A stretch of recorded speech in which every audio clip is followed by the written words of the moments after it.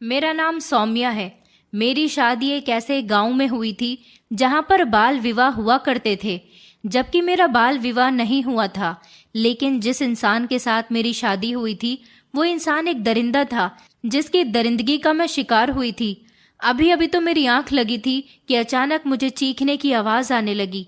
ये आवाज मेरी बहू की थी, जिसकी उम्र सिर्फ 13 साल होने वाली थी।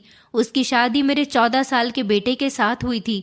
मैं चाहती तो नहीं थी कि वो लड़की इस घर की बहू बनकर मेरे घर आए, लेकिन मेरे पति ने शर्मिंदगी की सारी हदें पार कर दी थी। मैं चाहकर भी उसकी मदद नहीं कर सकती थी, क्योंकि मैं बीमार थी और अपने कमरे में पड़ी रहती थी। मगर मेरी बहू की चीखें तेज होती जा रही थी। मैं समझ गई थी कि उसके साथ क्या हो रहा है। उसकी चीखों से मेरी आंख खुल गई। वो माँ जी कहती हुई चिल्ला रही थी। मैंने उसे आवाज देकर कहा कि रुको बेटा, मैं अभी आती हूँ, तुम परेशान मत हो, मैं तुम्हें आकर बचा लूंगी। मैं अपने कांपते हुए शरीर के साथ बिस्तर से उठी थी और दीवारों को पकड़ते हुए बड़ी हिम्मत के साथ उस कमरे तक पहुंची जहां पर मेरा पति बहू के साथ। मैं इस गांव में आने के बाद बहुत ही मजबूर हो गई थी, क्योंकि मैं पहले जैसी थी शादी के बाद पूरी तरह से बदल गई थी। कहते हैं ना कि लड़की को जब अच्छा पति मिल जाता है तो लड़की के रूप में निखार आ जाता है, और अगर लड़की को गलत पति मिल जाता है तो उसकी खूबसूरती में भी दाग लगने लगते हैं। मेरी शादी झांसी के एक छोटे से गांव में हुई थी। मेरा पति बहुत अमीर इंसान था। इस गांव के बड़े बड़े लोग मेरे पति को जानते थे। मेरे पति की बड़ी सी हवेली थी।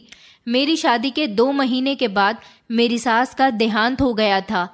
जिस समय यह हादसा हुआ था उस समय मेरे बेटे की उम्र 13 साल थी और मेरे पास एक 10 साल की बेटी थी। मैं अपने दोनों बच्चों से बहुत प्यार करती थी, लेकिन जिस दिन से मैं बीमार हुई थी उसी दिन से अपने बच्चों की परवरिश में ढंग से नहीं कर सकी थी। अपनी बीमारी की वजह से मैं ज्यादातर अपने कमरे में बिस्तर पर ही पड़ी रहती थी। मुझे सांस की बीमारी हो गई थी। मैं दिन ब दिन कमजोर होती जा रही थी। मेरे पति का ज्यादातर बड़े बड़े लोगों में उठना बैठना होता था। घर में 2 नौकरानियां लगी हुई थी। नौकरानियां ही उसके सारे काम करती थीं। मेरे बच्चे जब सुबह को स्कूल जाते थे तब मेरे पास मेरा आशीर्वाद लेने के लिए जरूर आते थे। मुझे अपने बच्चों को देख देख कर बहुत अफसोस होता था। मेरे बच्चों की अभी उम्र ही क्या थी कि उन्हें अपनी माँ का प्यार ढंग से नहीं मिल पा रहा था। उस दिन भी मेरे दोनों बच्चे स्कूल जा रहे थे। जब वो दोनों मेरे पास आशीर्वाद लेने के लिए आए तो मैंने उन दोनों का हाथ पकड़कर उन्हें अपने करीब कर लिया और उन्हें ध्यान से देखने लगी। मैंने कहा, राहुल, दीपा, बच्चों तुम दोनों कितने कमजोर होते जा रहे हो। तभी मेरा पति आ गया और कहने लगा कि बच्चों का सही से ख्याल तो उनकी माँ ही रखती है, लेकिन तुम तो इस काबिल ही नहीं हो कि तुम अपना भी ख्याल रख सको। अपने पति की बात सुनकर मैं शर्मिंदा हो गई थी, क्योंकि वो हमेशा मुझे बीमारी के ताने देकर मुझे शर्मिंदा ही कर दिया करते थे। मैं अपने पति से ज्यादा बात नहीं करती थी, क्योंकि उन्हें अपने आप पर बहुत घमंड था। वो मुझसे उम्र में पूरे 10 साल बड़े थे, लेकिन अभी भी अपने पैसे और रुतबे पर वो बहुत घमंड किया करते थे। मेरे पति ने मुझसे कहा कि तुम्हारा शरीर तो बीमारी के साथ साथ बेकार हो गया, इस तरह बच्चों की परवरिश नहीं होती। मैंने कहा, मैं हूं तो ही अभागन, इस तरह बीमार रहने से तो अच्छा है कि मैं मर जाऊं। मेरे दोनों ही बच्चे मेरी शक्ल को बड़ी ध्यान से देख रहे थे, क्योंकि मेरी आंखों में आंसू आ चुके थे। मेरे पति कहने लगे कि आंसू बहाना बंद करो, राहुल का ख्याल रखने के लिए हमें उसकी शादी करनी होगी, क्योंकि उसकी शादी का समय हो गया। राहुल की शादी हो जाएगी तो उसका ख्याल रखने के लिए उसकी पत्नी आ जाएगी, और राहुल की पत्नी दीपा का भी ख्याल रखा करेगी। वैसे भी दीपा की शादी में अभी 2 साल हैं। मैंने कहा, राहुल की अभी शादी करनी जरूरी है क्या? मेरा पति कहने लगा कि तुम भूल गई हो इस गांव के रिवाज को। हमारे गांव में लड़की की शादी 12 साल की उम्र में और लड़के की शादी 13 साल की उम्र में कर दी जाती है, और फिर अगर तुम सही सलामत होती तो मैं बच्चों की परवरिश में कोई कॉम्प्रोमाइज भी कर लेता, मगर अब मुझे हमेशा अपने बच्चों की फिक्र लगी रहती है। तुम्हारे रहते मैं तो दूसरी शादी नहीं कर सकता, क्योंकि जब तक तुम मर नहीं जाती तब तक मेरी दूसरी शादी इम्पॉसिबल है। तुम रो रो कर सारे गांव में ढिंडोरा पीट दोगी कि मैंने शादी कर ली है।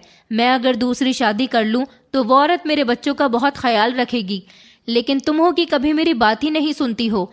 इसलिए मेरी शादी तो तभी संभव हो सकती है जब तुम इस दुनिया में न रहो। अपने पति की बात पर मैंने कहा कि मैं आपसे दूसरी शादी को इसीलिए मना करती हूँ क्योंकि बच्चे जिस माँ की कोख से जन्म लेते हैं वही माँ उन बच्चों से बहुत प्यार करती है। सौतेली माँ कितनी भी अच्छी क्यों ना हो, मगर अपना सौतेलापन कहीं ना कहीं दिखा ही देती है और मैं नहीं चाहती कि मेरे बच्चों के साथ कभी कोई भेदभाव हो। मेरा पति कहने लगा कि हाँ, देख चुका हूँ तुम बच्चों से कितना प्यार करती हो। तुम्हारे शरीर में इतनी तो हिम्मत है नहीं कि तुम अपने बच्चों को उनकी पसंद का खाना भी बनाकर दे सको। बच्चे नौकरानी के हाथ का खाना खा खा कर थक गए हैं, मगर तुम्हें तो इस बात की कोई फिक्र ही नहीं है। मेरे पति की ऐसी बातें मुझे बहुत तकलीफ देती थीं, मगर मैं फिर भी हर बात को बर्दाश्त कर लिया करती थी। मेरे पति ने जबरदस्ती मेरे बेटे का बाल विवाह करने की तैयारी कर ली थी, क्योंकि इस गांव में ऐसा ही होता था। जैसे ही लड़के 13 साल के और लड़कियां 12 साल की हुई तो उनकी शादी करवा दी जाती थी। मेरे पति ने भी मेरे बेटे की शादी करने का फैसला कर लिया था, इसलिए वो मेरे बेटे के लिए लड़कियां तलाश कर रहे थे। मुझे ये सब कुछ बहुत अजीब लगता था कि ये गांव के लोग बाल विवाह करने पर बच्चों से उनका बचपन छीन रहे हैं। मैं आज उस समय में खो गई थी जब मेरा भी बाल विवाह हुआ था, जब मैं शहर में रहा करती थी अपनी माँ के साथ। मेरी माँ लोगों के घरों में काम किया करती थी। मेरी माँ के मामा इसी गांव में रहते थे। मेरी माँ मुझे मामा जी से मिलने के लिए इस गांव में लेकर आई थी। तभी इस गांव में आते हुए मुझे इस गांव की चौधरायन ने देख लिया था। मेरे ससुर गांव के चौधरी थे, इसलिए उनकी पत्नी को चौधरायन कहा जाता था। मेरे ससुर के मरने के बाद मेरी सासी उनकी जगह हवेली को संभाल रही थी। जब उन्होंने मुझे मेरे मामा जी के घर जाते हुए देख लिया तो वो फौरन ही गांव के कुछ लोगों को लेकर मेरा रिश्ता अपने बेटे के लिए लेने के लिए आ गई थी। उन्होंने जब अपने बेटे के रिश्ते की बात की, उस समय मेरी उम्र 12 साल थी और मेरे पति की उम्र 18 साल थी। मेरे पति का 13 साल की ही उम्र में बाल विवाह हो चुका था। शादी के 3 साल बाद मेरे पति की पत्नी मर गई थी, इसलिए अब चौधराइन अपने बेटे के लिए रिश्ता देख रही थी। जब उन्होंने मुझे देखा तो मैं उन्हें बहुत पसंद आई थी। उन्होंने मेरी माँ से रिश्ते की बात की। मेरी माँ तो अचानक ये सब कुछ देखकर घबरा गई थी। उनको तो समझ में भी नहीं आ रहा था कि उनकी 12 साल की बेटी का भी रिश्ता आ सकता है, क्योंकि शहर में तो बाल विवाह होता ही नहीं है। इसलिए मेरी माँ ने इस रिश्ते से साफ इनकार कर दिया था। मैं स्कूल जाया करती थी और उस समय 4th क्लास में थी। चौधराइन बार बार मेरी माँ से कह रही थी कि तुम्हारी बेटी हमारे यहाँ बहुत खुश रहेगी, हमें सोच समझकर जवाब देना, तुम्हारी बेटी को ऐसा रिश्ता शहर में भी नहीं मिलेगा। मेरी माँ कहने लगी, लेकिन अभी मेरी बेटी की शादी की उम्र नहीं है, अभी उसे पढ़ाई करनी है, अभी तो वो बालिग भी नहीं है। चौधराइन ने कहा कि एक न एक दिन तो बेटी बालिग होगी ही ना, एक न एक दिन तो बेटी की शादी भी करनी ही होगी तुम्हें, तो फिर अभी क्यों नहीं? हमारे गांव में तो बाल विवाह ही किया जाता है। उन्होंने मेरे मामा जी से कहा, अगर चंद्रदास तुम्हारी बहन अपनी बेटी मेरे बेटे के साथ ब्याह देती है तो मैं तुम्हें मालामाल कर दूंगी। चौधराइन तो ये सब कुछ कहकर वहां से चली गई थी, मगर मामा और मामी जी मेरी माँ के पीछे पड़ गए थे। उन्होंने कहा था कि दीदी, तुम बहुत भाग्यशाली हो जो तुम्हारी बेटी का रिश्ता चौधराइन के बेटे के लिए आया है। तुम नहीं जानती कि चौधराइन का इकलौता बेटा है। चौधरी तो मर चुके हैं, मरने के बाद सब कुछ चौधराइन के बेटे का ही होगा। अगर तुम अपनी बेटी की शादी उनके बेटे के साथ करवा दोगी तो तुम्हारी बेटी उस घर में राज करेगी।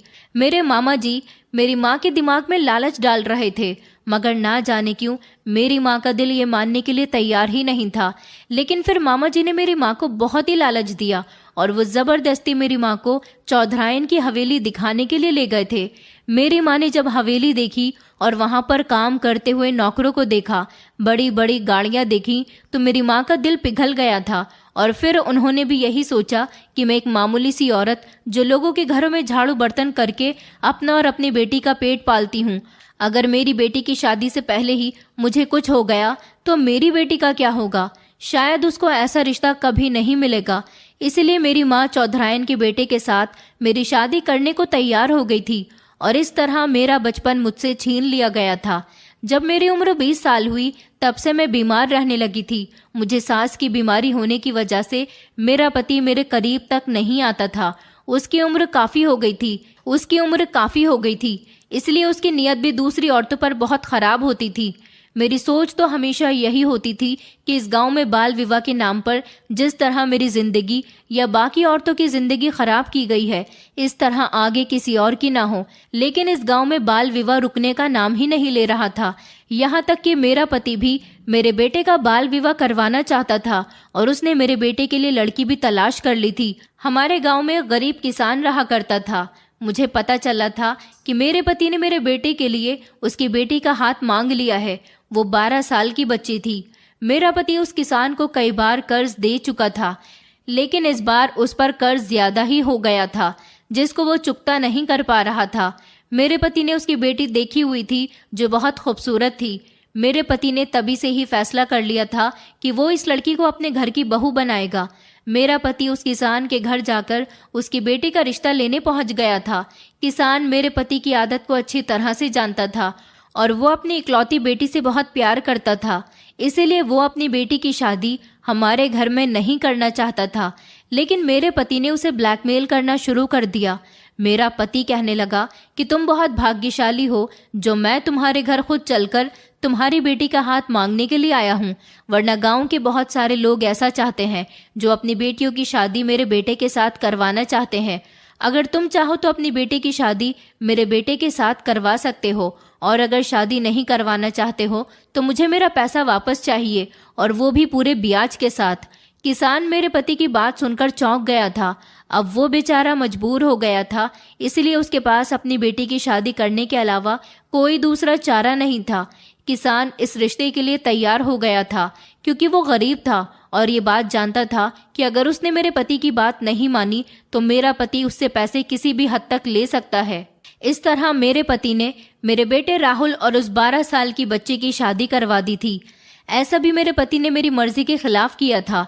मुझे तो पता भी नहीं चला कि मेरे पति ने उन दोनों की शादी किस समय कर दी। मैं अपने कमरे में बैठी हुई आराम कर रही थी जब अचानक वो दोनों दुल्हा दुल्हन बने मेरे कमरे में आए। साथ साथ मेरा पति भी आया था। मेरे पति ने कहा कि चलो बच्चों, माँ जी का आशीर्वाद ले लो। उन दोनों बच्चों ने मेरा आशीर्वाद लिया। मैं समझ चुकी थी कि इन दोनों की शादी हो चुकी है। मैंने अपने पति से कहा कि तुमने मेरी इजाजत के बिना इन दोनों की शादी क्यों करवा दी। मेरा पति कहने लगा कि मुझे अब किसी भी काम को करने के लिए तुम्हारी इजाजत की जरूरत नहीं है। गांव के रिवाजों के मुताबिक हमारे बेटे की शादी होनी बहुत जरूरी थी। ये मासूम सी बच्ची जिसकी अभी खेलने कूदने की उम्र थी, इसे शादी के बंधन में बांध दिया गया था। मैं बाकी किसी को तो नहीं रोक सकती थी, मगर अपने घर में मैं ऐसा कुछ भी नहीं होने देना चाहती थी।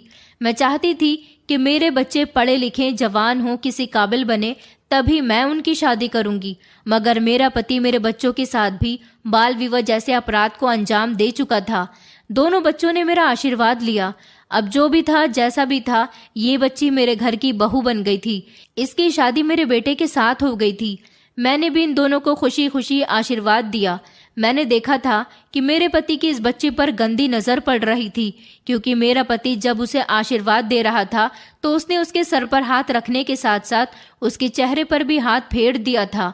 वो बच्ची भी कुछ नहीं जानती थी, मगर मैं अपने पति की हरकत देखकर सब कुछ समझ रही थी। मैंने जल्दी से नौकरानी को आवाज लगाई और नौकरानी से कहा कि तुम मेरी बहू और बेटे को कमरे के अंदर ले जाओ, और फिर वो दोनों चले गए थे।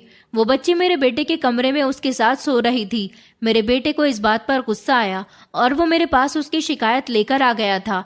उसने मुझसे कहा कि देखो माँ, ये लड़की मेरे साथ मेरे कमरे में सो रही है। मैंने उसे समझाया कि बेटा, अब वो तुम्हारी पत्नी है, तुम्हें सारी जिंदगी उसका ख्याल रखना है। अब वो तुम्हारी हर चीज शेयर करेगी। मगर वो इस बात के लिए बिल्कुल भी राजी नहीं हो रहा था। फिर मैंने उसे पति पत्नी के रिश्ते का महत्व समझाया, तब जाकर उसे कुछ समझ आया था। लेकिन फिर भी वो उसे अपने कमरे में सुलाने के लिए तैयार नहीं था। तो मैंने अपने बेटे से कहा कि तुम दीपा के पास जाकर सो जाओ, वो अब तुम्हारे कमरे में सो चुकी है। मैं उसकी नींद खराब करना नहीं चाहती। कल से वो दीपा के साथ सो जाएगी और तुम अपने कमरे में सो जाना। इस बात पर मेरा बेटा राजी हो गया था और अपनी बहन के कमरे में जाकर सो गया था। बच्चों को तो शादी के बारे में कुछ पता ही नहीं होता, और इस गांव में ऐसा होता था कि बच्चों की ही शादी कर दी जाती थी। इस घर में अब मेरे तीन बच्चे हो गए थे, राहुल, दीपा और मेरी बहू सोना। तीनों घर में रहते और एक दूसरे के साथ खूब खेलते थे। मगर मैंने देखा था कि सोना मेरे पति के आते ही बहुत डर जाती थी, क्योंकि मेरा पति मेरे ही सामने बातों बातों में उसे छूने की कोशिश करता था। मैंने अपने पति को इतनी बात तो समझा दी थी कि बहू भी बेटी ही होती है, इसे भी अपनी बेटी की नजर से देखना।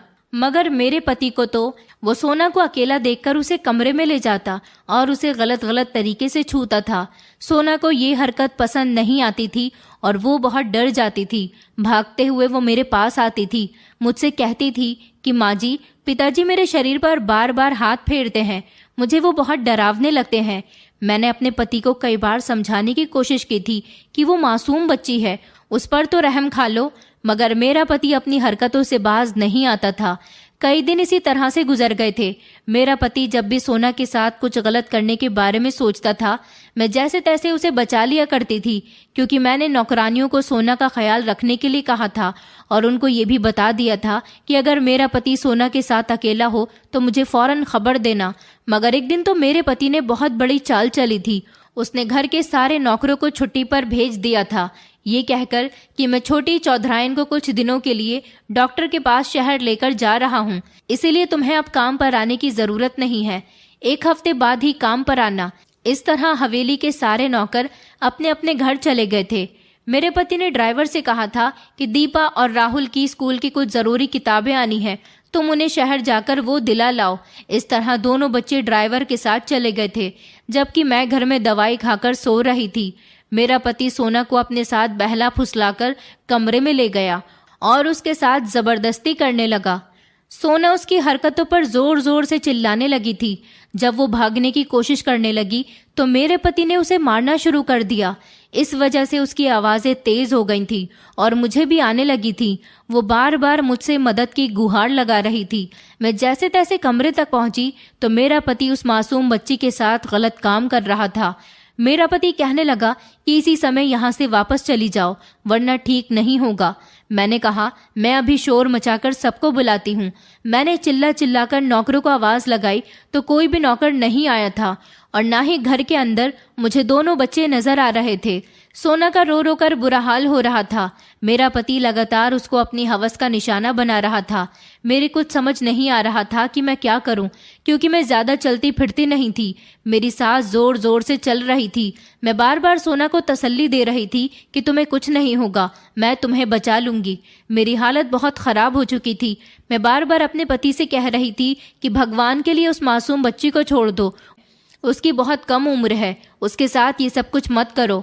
मेरा पति कहने लगा कि मैं इसको अपने बेटे की पत्नी नहीं बल्कि अपने फायदे के लिए लेकर आया हूँ। तुम तो ना जाने कितने समय से बीमार पड़ी हो। तुम्हें क्या लगता है कि तुम्हारे बीमार होने की वजह से मैं अपनी सारी जिंदगी इसी तरह से गुजार दूंगा? जब तक हमारा बेटा ना समझ है तब तक मैं इसका फायदा उठाऊंगा। मेरा पति मेरी कोई बात नहीं सुन रहा था। तभी अचानक मेरी नजर कोने में रखे हुए डंडे पर गई। मैंने वो डंडा उठाया और मैं लड़खड़ाते हुए कदमों से चलती हुई अपने पति के पीछे गई और मैंने डंडा जोर से अपने पति के सर पर मार दिया, जिसकी वजह से मेरे पति का दिमाग चकरा गया था और फिर मेरे पति के सर से खून बहने लगा। धीरे धीरे मेरा पति बेहोश हो गया था। मेरी सांस बहुत तेज तेज चल रही थी। मैं बहुत तकलीफ से गुजर रही थी। फिर मैंने जल्दी से सोना से कहा कि सोना, जल्दी पुलिस को फोन लगाओ। सोना ने पुलिस को फोन लगाया और मोबाइल मुझे दे दिया था। मैं जल्दी से कमरे के बाहर निकली और कमरे के दरवाजे को बाहर से बंद कर दिया था। उसके बाद मैं सोना को लेकर अपने कमरे में चली गई थी। सोना बुरी तरह से रो रही थी और वो डर चुकी थी। सोना ने मुझे दवाई दी, पानी पिलाया और फिर थोड़ी ही देर गुजरी थी कि पुलिस हमारी हवेली पर आ गई। मैंने पुलिस को अपने पति के बारे में सब कुछ बता दिया था, जबकि पुलिस वालों ने सोना से भी पूछताछ की थी। इस तरह मेरे पति को तो पुलिस पकड़कर ले गई थी। मेरा पति चाहता तो पैसा देकर छूट भी सकता था, मगर मेरे पति का साथ देने वाला कोई भी नहीं था। जब बच्चे घर आए तो उनको भी ये बात पता चल गई थी कि उनके पिताजी को पुलिस ले गई है। राहुल को ये जानकर बड़ी हैरानी हुई थी कि उसके पिता उसकी पत्नी सोना को नुकसान पहुंचाने की कोशिश कर रहे थे। अब मैं बीमार औरत अकेले ही घर की सारी जिम्मेदारी संभाल रही थी। मेरे पति की हम में से किसी ने भी जमानत नहीं करवाई थी। मैं चाहती थी कि मेरे पति को कड़ी से कड़ी सजा मिले। पुलिस वालों ने हमारा बहुत साथ दिया था। इसी तरह काफी समय गुजर गया था और अब मुझे डर था तो इस बात का कि मेरी बेटी की उम्र 12 साल होने वाली थी। लेकिन इससे पहले ही हमारे गांव की औरतें हमारे घर आ गईं और कहने लगी कि चौधराई, तुम्हारी बेटी भी तो 12 साल की हो गई होगी, हम उसके लिए रिश्ता लेकर आए हैं। मैंने सोच लिया था कि जो सब कुछ मेरे साथ हुआ, मेरी बहू के साथ हुआ, मैं ऐसा हरगिज भी अपनी बेटी के साथ नहीं होने दूंगी। मैं अपनी बेटी का बाल विवाह नहीं करूंगी, क्योंकि सोना को बचाने के लिए मैंने जैसे तैसे उसकी मदद कर दी थी। लेकिन मेरी बेटी को कौन बचाएगा? आजकल का माहौल बहुत खराब हो रहा है, कोई भी किसी का साथ देने के लिए तैयार नहीं है। मुझे अपनी बेटी का बचपन खराब नहीं करना था। वैसे भी मेरी बेटी ने अपनी आंखों में बहुत सारे सपने सजाए हुए थे। मैंने उन लोगों से कहा था कि मैं अभी रिश्ता नहीं ले सकती, क्योंकि मेरी बेटी के अभी 12 साल का होने में 2 महीने रह गए हैं। तो वो कहने लगी कि अच्छा ठीक है, तो हम अब 2 महीने के बाद आएंगे। हाँ, मगर ध्यान रखना, हम लोग तुम्हारे घर अपने बेटे का रिश्ता लेकर आए हैं। अगर चाहो तो हमारे रिश्ते के बारे में एक बार जरूर सोचना। हमारे गांव की औरतें और मर्द हर लड़कियां और लड़की की उम्र पर बहुत ध्यान दिया करते थे, इसलिए उन लोगों को मेरी बेटी की उम्र के बारे में भी सब कुछ पता था। अब वो औरतें ही नहीं, बल्कि गांव के बड़े बड़े आदमी भी हमारे घर आने जाने लगे थे कि छोटे चौधरी ने जो किया था वो बहुत गलत था। अब हम उनके पीछे उनकी बेटी का ख्याल रखना चाहते हैं। आप तो बीमार रहती हो, आपके लिए अपनी बेटी की शादी करना बहुत मुश्किल काम है, इसलिए हम लोग खुद ही चलकर आपके यहाँ रिश्ता लेकर आ गए। गांव का एक बहुत बड़ा जमींदार था जो मेरी बेटी को अपने घर की बहू बनाना चाहता था। इस दौरान मेरी बेटी के काफी सारे रिश्ते आ गए थे, मगर मैंने हर रिश्ते से इनकार कर दिया था। इसलिए मैंने इस रिश्ते से भी साफ साफ इनकार कर दिया। मैंने कहा था कि मैं अपनी बेटी की शादी अभी नहीं करना चाहती हूँ। मेरी बात पर अचानक से वो चौंक गया और कहने लगा कि ये तुम क्या कह रही हो छोटी चौधरायन, ऐसा नहीं हो सकता। तुम्हारी बेटी की उम्र 12 साल हो गई है, उसकी शादी तुम्हें करनी ही पड़ेगी। तुम जानती हो कि ऐसा ना करने वाले लोगों की कितनी खतरनाक सजा है। मैंने कहा कि मुझे आपका ये रिश्ता मंजूर नहीं है, मगर ना जाने क्यों जमींदार हमारे पीछे पड़ गया था। वो बार बार यही कहता था कि मुझे तुम्हारी बेटी से अपने बेटे का रिश्ता तय करना है। मैं इस जमींदार को अच्छी तरह से जानती थी, क्योंकि ये बहुत लालची इंसान था। ये चाहता था कि ये मेरी बेटी से शादी करने के बाद यह हवेली दहेज में अपने बेटे के नाम करवा ले, मगर मैं ऐसा नहीं कर सकती थी। ना तो मैं अपना घर किसी को देना चाहती थी और ना ही अपनी बेटी का बाल विवाह करवाना चाहती थी। इसीलिए मैंने सोच लिया था कि मैं आधी रात के समय इस गांव से गायब हो जाऊंगी। जमींदार मेरे इनकार करने पर बहुत झगड़ा करके गया था। उसने कहा था कि मैं तुम्हें छोड़ूंगा नहीं, अगर तुमने अपनी बेटी की शादी मेरे बेटे के साथ नहीं की तो तुम्हारी बेटी को तो हवेली से उठा लूंगा। मुझे उस जमींदार की धमकी से डर लगने लगा था। मैं कुछ भी करके अपनी बेटी को बचाना चाहती थी, इसलिए मैंने रात के अंधेरे में अपने बच्चों के साथ यहाँ से भागने का फैसला कर लिया था। मेरे लिए ये काम बहुत मुश्किल था, क्योंकि मैं बीमार रहती थी, लेकिन मुझे कुछ भी करके अपनी बेटी को इस दलदल में धंसने से बचाना था। इसीलिए मैंने अपने बच्चों को भी समझा दिया था और मैं हवेली की एक नौकरानी के साथ गांव से निकलने लगी थी। जब मुझे किसी ने अपने बच्चों के साथ जाता हुआ देख लिया और हंगामा करना शुरू कर दिया। इस जमींदार ने मेरी हवेली के बाहर पहरेदार लगाए हुए थे। उसे डर था कि मैं कहीं अपनी बेटी की शादी किसी और के साथ न कर दूं, लेकिन अब उसका पहरेदार उसको ये सब कुछ बता चुका था। गांव के पहरेदारों ने हम सबको पकड़कर हमारी ही हवेली के अंदर बने हुए एक कमरे में बंद कर दिया था और बाहर से उसका ताला लगा दिया था, ताकि दोबारा मैं ना भाग सकूं। मैं बहुत परेशान थी। मैं अपने बच्चों के लिए कुछ करना चाहती थी, मगर कुछ नहीं कर सकी थी। इस दौरान मेरा सांस फूलने लगा था, मगर उन लोगों ने मुझे कमरे के अंदर इस तरह बंद कर दिया था कि मैं अपनी दवाई भी नहीं खा सकती थी। मेरी हालत बहुत खराब थी। बच्चे भी मुझे देखकर बहुत डर रहे थे। मैं उन लोगों को बार बार तसल्ली दे रही थी कि कुछ नहीं होगा, तुम लोग हिम्मत से काम लो। मुझे दवाई की सख्त ज़रूरत थी। मेरी कंडीशन बहुत ख़राब हो रही थी। वो नौकरानी भी हमारे साथ ही थी, क्योंकि वो हमारी हवेली की सबसे वफादार नौकरानी थी। उसने मेरी सेवा करने में कभी कोई कमी नहीं की थी। मेरी हालत इतनी ख़राब थी, मुझे ऐसा लग रहा था जैसे मेरी आंखों के सामने मेरी मौत खड़ी हुई है।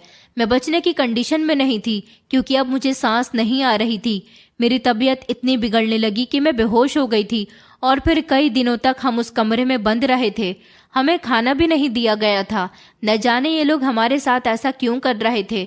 अगर जमींदार को मेरी बेटे की शादी अपने बेटे के साथ करवानी थी तो फिर वो इतना समय क्यों लगा रहा था।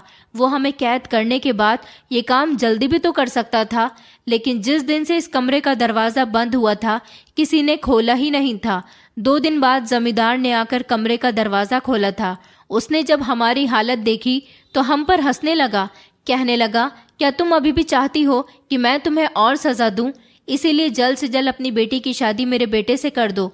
मैंने कहा, मैं मर जाऊंगी मगर अपनी बेटी का बाल विवाह नहीं करूंगी। मुझे अपनी बेटी की शादी तुम्हारे बेटे के साथ क्या, किसी भी लड़की के साथ भी नहीं करनी है। मेरी बेटी अभी मासूम है। मैं इस गांव से बाल विवाह वाला रिवाज खत्म करना चाहती हूँ। तुम लोग कई सदियों से मासूम बच्चों का बचपन खराब करते आ रहे हो। अब तुम लोगों को ये प्रथा खत्म करनी ही होगी। जमींदार कहने लगा, इस प्रथा को कौन खत्म करेगा? तू। मैं कल ही तेरी बेटी को यहाँ से उठाकर ले जाऊंगा और इसकी शादी अपने बेटे के साथ करवाऊंगा और तू कुछ नहीं कर सकेगी। लेकिन वो इस बार हम लोगों के लिए खाना लेकर आया था ताकि हम लोग ये खाना खाकर जिंदा रह सकें। बच्चों की भी बहुत बुरी हालत थी। मैं बच्चों के लिए कुछ नहीं कर सकती थी। मैं रो रो कर भगवान से प्रार्थना कर रही थी कि सब कुछ ठीक हो जाए। हम लोगों को इसी तरह से एक दिन और गुजर गया था जब अचानक कमरे का दरवाजा खुला। मुझे लगा कि जमींदार होगा, लेकिन इस बार जमींदार नहीं बल्कि पुलिस वालों ने दरवाजा खोला था। पुलिस वालों को देखकर मेरी आंखों में चमक आ गई थी। मैंने सोच लिया था कि जरूर पुलिस हमें इंसाफ दिलाने के लिए आई थी, क्योंकि पुलिस वालों ने हम सब लोगों को कमरे से बाहर निकाल दिया था। मैं समझ नहीं पा रही थी कि आखिर ये चमत्कार कैसे हुआ। फिर मुझे बाद में पता चला कि पुलिस वाले मुझे बताने के लिए आए थे कि मेरे पति को कोर्ट ने उम्र कैद की सजा सुना दी है। अगर मैं और मेरा परिवार चाहे तो मेरे पति से आखिरी समय में जाकर मिल सकता है। लेकिन जब पुलिस वाले यहाँ आए तो गांव वालों ने कहा कि वो लोग तो यहाँ से जा चुके हैं। रातों रात पता नहीं वो लोग कहाँ गए। इस बात पर पुलिस वालों को शक हुआ था, क्योंकि मैं बीमार औरत थी, मेरे छोटे छोटे बच्चे थे। भला मेरे यहाँ से भागने की ऐसी क्या वजह हो सकती है? पुलिस वाले सोचने लगे कि अभी तो मेरे पति का केस भी फाइनल नहीं हुआ, तो फिर चौधरायन कहाँ जा सकती हैं? पुलिस वाले मुझे ढूंढना चाहते थे, लेकिन हम उन्हें कहीं भी नहीं मिल रहे थे। पुलिस ने ये बात कंफर्म करने के लिए कि हम गांव में हैं या फिर यहाँ से भाग गए, उन्होंने गांव के चप्पे चप्पे पर बिना वर्दी वाली पुलिस को भेज दिया था, जो गांव के लोगों से हमारी पूछताछ तो नहीं कर रही थी, मगर गांव के लोगों की बातों से ये बात जानना चाहती थी कि अचानक हम लोग हवेली से कहाँ गायब हो गए, और अगर गायब भी हो गए तो भागकर कहाँ गए। उनको ये भी खबर मिली थी कि जब एक दिन गांव से कुछ लोग पेड़ के नीचे बैठे हुए बातें कर रहे थे कि छोटी चौधरायन, उनकी बेटी की शादी जमींदार के बेटे के साथ हो जाएगी, वो बड़ी होशियार बनकर भागने की कोशिश कर रही थी। न जाने क्यों पुलिस वाले उसके बारे में पूछ रहे थे। अगर पुलिस को उसके बारे में पता चल गया तो हम लोग भी फंस सकते हैं, क्योंकि छोटी चौधरायन अपनी बेटी का बाल विवाह नहीं करवाना चाहती, और हमारे गांव में कभी ऐसा नहीं हुआ कि किसी भी लड़के या लड़की का बाल विवाह नहीं हुआ हो। जो लोग ऐसा नहीं चाहते उनको बहुत कड़ी सजा दी जाती है। छोटी चौधरायन को भी उसके किए की सजा मिल रही है। वो तो अच्छा है कि जमींदार उसकी बेटी को अपने घर की बहू बनाने के लिए तैयार है, वरना गांव के सारे लोग मिलकर छोटी चौधरायन को कड़ी से कड़ी सजा देते। इसी तरह बाकी के लोग भी कोई न कोई बातें करके उन्हें हमारे कैद में होने का इशारा दे रहे थे। पुलिस वालों को पूरा पूरा शक जमींदार पर था। जमींदार ये बात गांव में लीक कर चुका था कि उसके बेटे की शादी छोटी चौधरायन की बेटी के साथ हो रही है। गांव वाले जानते थे कि छोटी चौधरायन मैं हूं। पुलिस वालों को शक हुआ, क्योंकि गांव वालों के कहने के मुताबिक जब मैं इस गांव से भाग चुकी थी तो फिर उनके बेटे की शादी किसकी बेटी के साथ हो रही थी। जमींदार ने तो शादी का पूरा बंदोबस्त कर लिया था, लेकिन जब इतने सारे इशारे पुलिस को मिले तो पुलिस ने जमींदार को पकड़ लिया था और जमींदार से पूछताछ करने की कोशिश की थी, मगर जमींदार कुछ भी बताने के लिए तैयार नहीं था। जब जमींदार को मार मारी गई तो जमींदार ने सब कुछ उगल दिया था। उसने कहा था कि मैंने उन सब लोगों को हवेली के अंदर बंद करके रखा हुआ है, क्योंकि वो पूरा परिवार भागने की कोशिश कर रहा था। जमींदार और गांव के लोग पुलिस वालों को बेवकूफ बना रहे थे, इसलिए पुलिस वालों ने जमींदार को इस बात पर अरेस्ट कर लिया कि वो कितने दिनों से पुलिस को गुमराह कर रहा था। पुलिस ने हमें बचा लिया था। मेरी हालत देखकर पुलिस वाले भी घबरा गए थे, इसलिए उन्होंने पहले मुझे अस्पताल में भर्ती करवाया। उसके बाद हम सब लोगों का बयान लिया। मैंने सबको बता दिया था कि मैं अपनी बेटी का बाल विवाह नहीं करवाऊंगी। मुझे इस गांव से इस प्रथा को खत्म करना है। मेरे गांव में मैंने पुलिस वालों से प्रथा को खत्म करने की मदद मांगी थी। पुलिस ने मुझे पूरा पूरा सपोर्ट किया था और गांव से प्रथा को खत्म करने का वादा किया था, क्योंकि बाल विवाह करवाना कानूनन अपराध है।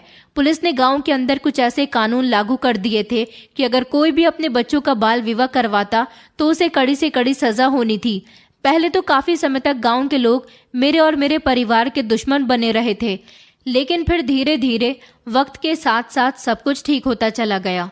मैं तो चाहती थी कि इस गांव में अगर बदलाव नहीं आया तो मैं अपने परिवार को लेकर शहर चली जाऊंगी, लेकिन पुलिस के साथ की वजह से गांव की इस प्रथा को बदलना मुमकिन रहा था। कानून के डर की वजह से लोगों ने अपने बच्चों के बाल विवाह करवाने बंद कर दिए थे। हर पुलिस प्रशासन गलत नहीं होता, कुछ पुलिस वाले ईमानदार भी होते हैं। मेरा सामना कुछ ऐसे ही ईमानदार पुलिस वालों से हुआ था जिन्होंने मेरे पति को भी सजा दिलवाई और इस गांव से प्रथा को भी खत्म करवा दिया, जबकि हम लोगों को भी बचा लिया था। गांव के जमींदार को तो अरेस्ट कर लिया गया था क्योंकि वो जबरदस्ती अपने बेटे की शादी मेरी बेटी के साथ सिर्फ हवेली हड़पने के लिए करवाना चाहता था, और कुछ दिनों तक उसने मुझे और मेरे मासूम बच्चों को कैद करके रखा हुआ था।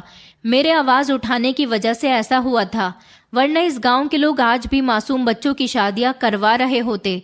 इस हादसे को कई साल गुजर चुके हैं और आज गांव का माहौल पूरी तरह से ठीक है। बच्चे मासूम होते हैं, उनका बचपन खेलने कूदने के लिए होता है, ना कि शादियां करवाने के लिए। बच्चों को पढ़ाएं लिखाएं, उनके सारे शौक पूरे करें, उनका बचपन यादगार बनाएं, ना कि उन्हें शादी के बंधन में बांधकर बचपन से ही उनको जिम्मेदारियां निभाने का सबक सिखाया जाए। वक्त के साथ साथ जब बच्चे बड़े होते हैं तो खुद जिम्मेदारियां सीखने लगते हैं। बच्चे बहुत मासूम होते हैं, उनके साथ बाल विवाह करके उनके बचपन के